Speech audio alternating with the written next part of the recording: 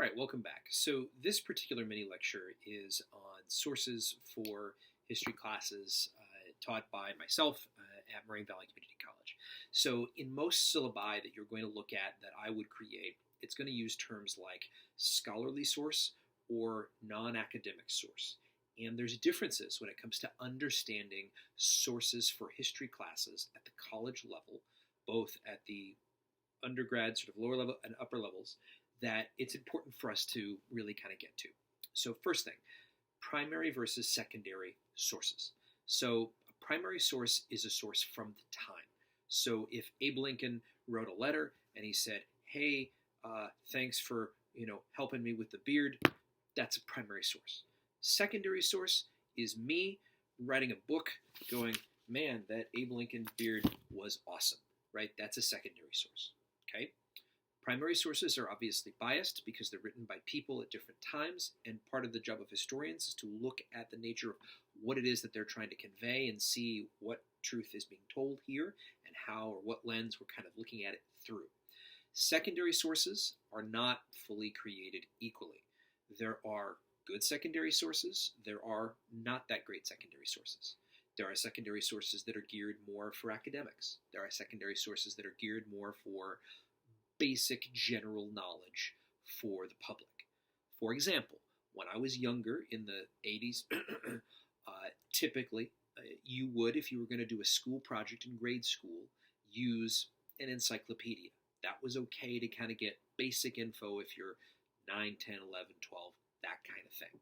Kind of what we use Google and stuff for today.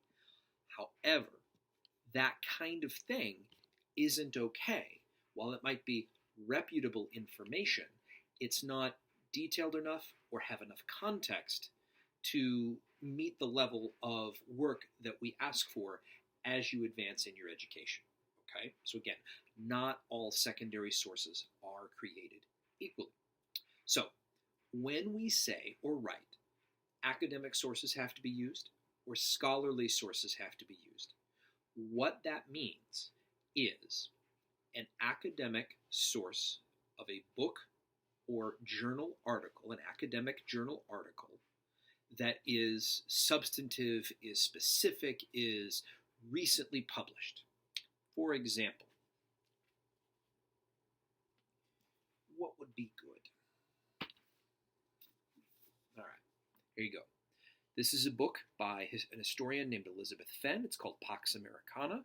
I've had some classes read it before. It looks at the rise of smallpox in America at the end of the 18th century. This would be an example of an academic source. Okay? Journal articles, academic journal articles. Those are going to be published in academic journals, things that you're going to find typically in databases, not something you're going to find on the open web. If it's pbs.org and it's a little summary, if it's Library of Congress and a little summary of something, that's not an academic journal article. An academic journal typically will say, let's say this is the journal, it'll say, Journal of the History of Smallpox, and there'll be an article inside of it. But you get to look at the PDF version of that. So, when we mean scholarly, that's what we mean. You got to use books, this, or journal articles. Now, the reason why we do this is because as you advance in your education, you are expected to have a certain level of information literacy in the discipline in which you are operating. Now, some of you are probably not history majors, and that's okay. But whatever field you're going to go into, you're expected to kind of know where the good information is in that field. And so it's okay for someone in my position to say, you can't use this other stuff. All right, now what do we mean by that, right? Non-academic, non-scholarly, non-peer-reviewed. We mean stuff that hasn't gone through, typically, a rigorous process of checking or peer reviewing by fellow scholars in the same discipline. So, typically this is going to be something on the open web.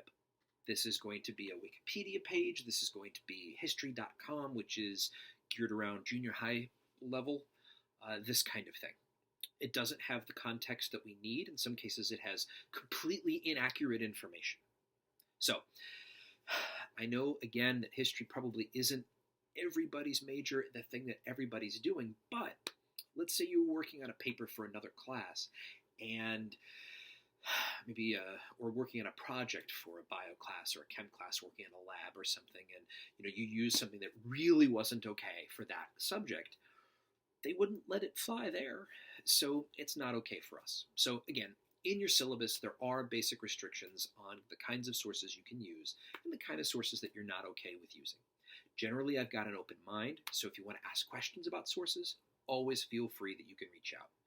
Understanding and being literate about the sources we engage with is a really important part of the process of doing history. Thanks so much.